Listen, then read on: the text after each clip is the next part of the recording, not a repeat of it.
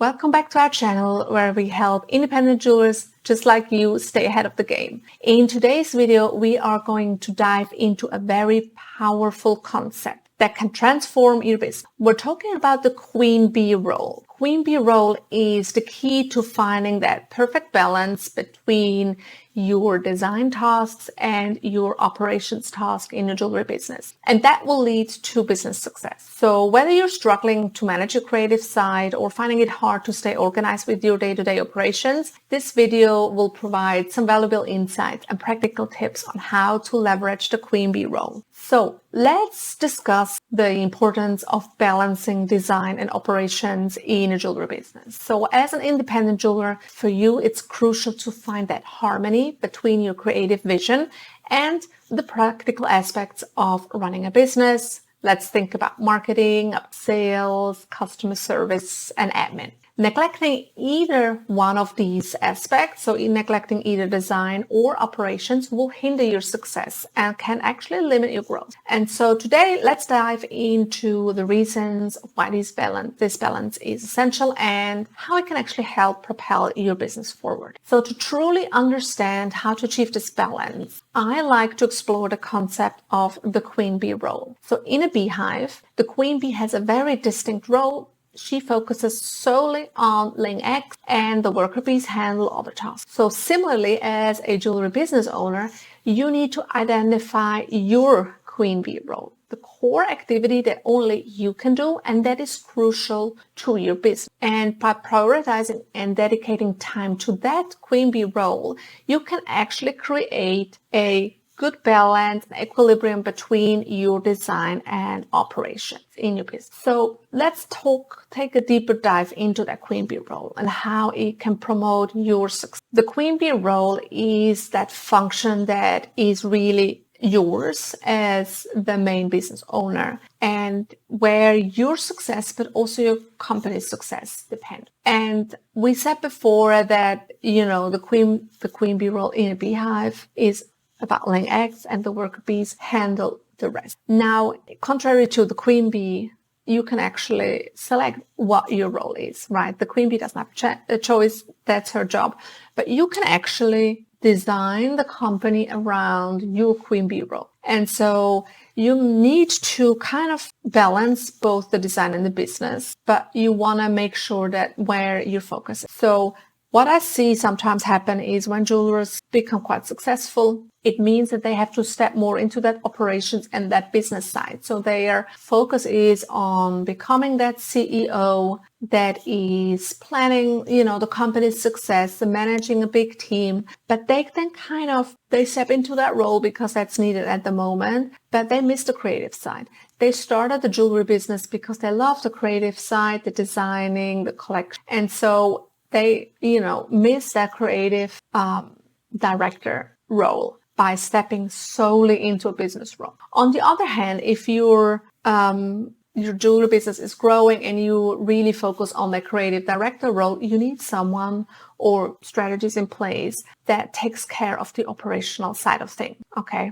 That doesn't necessarily mean that you need to hire a CEO that runs the business for you, because you still, as a jewelry business owner, you still want to be in charge and you still want to wear that CEO hat. But it just means that the more focus you put in your role on the creative side, you need to have systems and processes in place to run the operational and the business. And usually what I see is that most jewelers don't actually want to just be the business owner and work as the CEO of their business and bring other people in for the creative stuff because they just like the creative side too much. And that's your identity. That's, where you come from. And that's probably where you're best suited. So your Queen Bee role being the creative director, you still wear your CEO hat, means that you need to streamline, put processes and systems in place for your operational side so that the team on that side can run the business for you. So when you determine your Queen Bee role,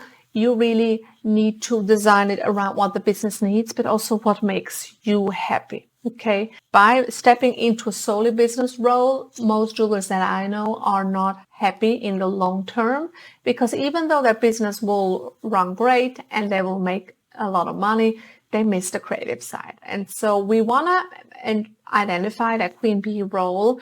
Once you've done that, you need to make sure that you design your business around that queen bee role. And so there's some practical strategies on how you can do that and make sure that the design and operations are balanced. Okay, because if you're stepping into the design side, let's say 80% of your time is focused there, we need to make sure that operations, the other side of the balance, is balanced out and is given enough support, team support, technical support, to make sure that we're still in balance, because you need both for a successful jewelry business. So a couple of approaches that you can look there is obviously streamline your operations. You need to be very clear on how your business is going to be run, and you want that streamlined as much as possible. Before you delegate stuff or before you even automate a certain process, you need to make sure that that process makes sense and is needed. Sometimes we have processes in place because that's what we've been doing,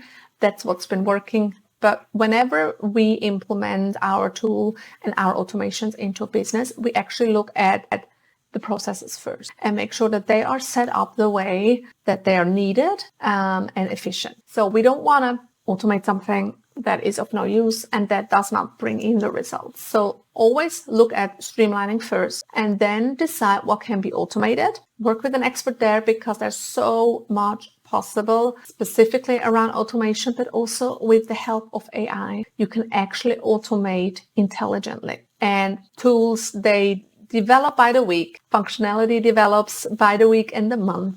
And so really partner up with an expert there that can actually tell you what is possible and what is not. And then all the things that you can't automate, that you haven't streamlined and automated, you then have to have a look at how you can delegate that. And that would mean delegate to an external partner or delegate to one of your team members. Time blocking, we've talked about in another video. Time blocking is essential. You can then dedicate specific time to certain aspects of your role. So if you're wearing two hats, if you're the business owner, you'll always be the business owner. You wear that CEO business owner hat. And if you're also the creative director, the principal jeweler in your business, you also wear that hat. And so we have to make sure that these two, the distinctive hats, get time blocked, and so that you can make sure that you're be able to tick off the tasks in your specific role, and make sure that you allocate specific time blocks for that, and so people know when they can come to you for certain aspects of that role. Another aspect is collaboration. So when you start really trying to balance that design and operational side of your business, you want to make sure you have a strong network and be able to collaborate with other professionals.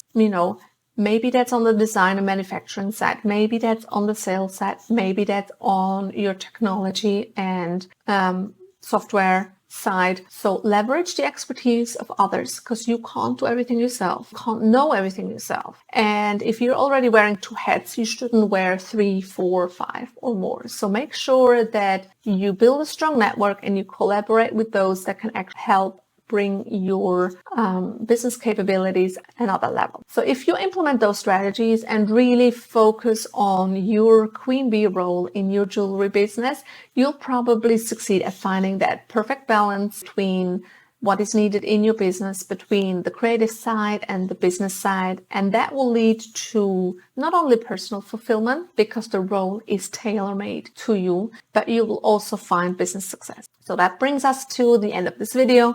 I hope you found these tips and techniques insightful.